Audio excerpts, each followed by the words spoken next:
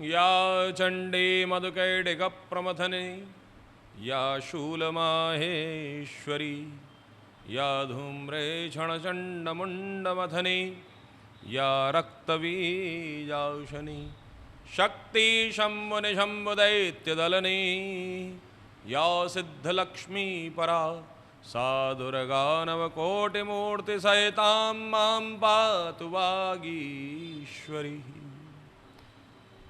नवरात्रों के चतुर्थ दिवस में एक बड़ी सुंदर देवी का स्वरूप हमको और आपको प्राप्त होता है।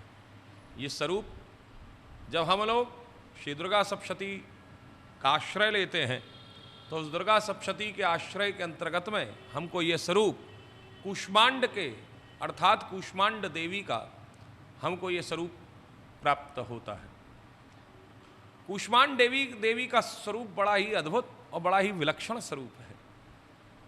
ये मैंने जैसा कि पूर्व में आपको बताया, ये 9 दिन एक साधना का प्रतीकात्मक है। एक ऐसी साधना जिसमें निर्गुण निराकार स्वरूप से साधना प्रारंभ होती है और सगुण साकार तक हमको लेके जाती है। एक ऐसी साधना जिस साधना के अंतर्गत में व्यक्ति अपने अंतस्थ में छिपे हुई शक्तियों को, ऊर्जाओं को, अपने अंदर छिपे हुए उस तत्व को जान पाता है जिससे वह अनजान होता है। और ये सब किसकी वजह से? शक्ति की वजह से होता है। तो ये चतुर्थ दिवस निर्गुण निराकार स्वरूप माँ कूष्मांड देवी का स्वरूप है। कूष्मांड का स्वरूप अब आप लोग थोड़ा सा चिंतन करेंगे, थोड़ा ध्यान रखें कि कूष्मांड क्या है। कूष्मांड निर्गुण निराकार स्वरूप है, एक अंडाकार है। अंडाकार को भी अगर आप छोड़ें तो आपने जैसे पेठा देखा होगा, पेठे को कूष्मांड की संज्ञा दी गई है और पेठे का स्वरूप में वह देवी अर्थात निर्गुण निराकार स्वरूप में जब कुछ नहीं था इस संसार में, इस देवी की उत्पत्ति यहाँ पर बड़ा सुंदर एक ज्ञान तत्व की हमको प्राप्त हुई होती है कि जब इस संसार में कुछ नहीं था तो उस समय पर वह शक्ति विराजमान थी। उस शक्तिमान की शक्ति ने इस संसार का सृजन किया और सृजन करके इस संसार को रचा। तो यह कूष्मांड देवी जो कि चौथे दिन बड़े ही सुंदर भाव में व्यक्ति को जागृत करती है। और इस शक्ति की उपासना हमको कैसे करनी चाहिए? हम लोग अक्सर करके पूजा पाठ तो करते हैं, बहुत सारी व्यवस्थाएं भी करते हैं, बहुत सारा हम जप, अपना मालाएं और बहुत इतना अत्यधिक करते हैं कि हम लोग अंत में एक निराशा की ओर चल देते हैं कि हमको लगता है कि हम पूजा तो बहुत कर रहे हैं लेकिन हमको फल की प्राप्ति नहीं हो रही। तो सबसे प्रमुख बात है कि आप लोग पहले ये जानिए कि आपको अगर कूष्मांड देवी की साधना करनी है तो कूष्मांड देवी की साधना करने के लिए किस तत्व की, किस वस्तु की, किस चीज की आवश्यकता है? सबसे पहली आवश्यकता है हरे रंग की।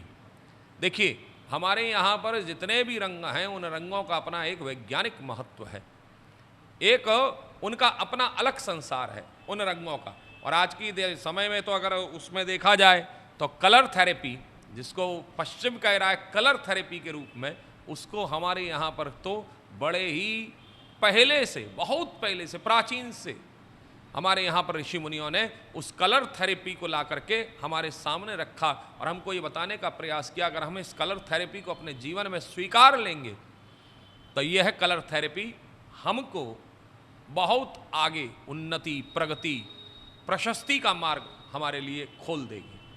तो यहाँ जब चौथे दिन की जब हम साधना करते हैं, अच्छा अब आप थोड़ा सोचिए कि पेठा किस प्रकार का होता है, पेठा किस रंग का होता है। ये आपको अपने आप स्वतः ही प्राप्त हो जाएगा हरे रंग का। अर्थात उस दिन चौथे दिवस, चतुर्थ दिवस पर चौथे दिन माँ कूष्मांड की साधना करते हुए और कूष्मांड देवी की साधना करते हुए आप लोग हरे रंग को प्रधानता में रखें। अर्थात हरे रंग का ये आसन हो, हरे रंग का वस्त्र धारण किया हुआ हो, हरे रंग की जो सौभाग्यवती स्त्रियां हैं वह हरे रंग की चूड़ियों को धारण करें, हरे रंग के ही प्रसाद को बांटें। और यहाँ तक कि हमारे यहाँ बड़ा सुंदर उसमें कहा गया है कि अगर हो सके तो ये जो बलि देने का भी जो प्रावधान होता है उसमें दिन हमारे यहाँ देवी को बलि अत्यंत प्रिय है। और केवल देवी को ही नहीं, अभी तो कोई भी पूजा कर्मकांड इत्यादि होता है उसमें अंत में बलि का होना आवश्यक है। लेकिन हमारे सनातन धर्म के जो जानकार हैं वह एक बलि का अभिप्राय बड़ा सुंदर कहा जाता है कि अपने अहम की बलि के स्वरूप में वहां पर प्रस्तुत किया जाता है।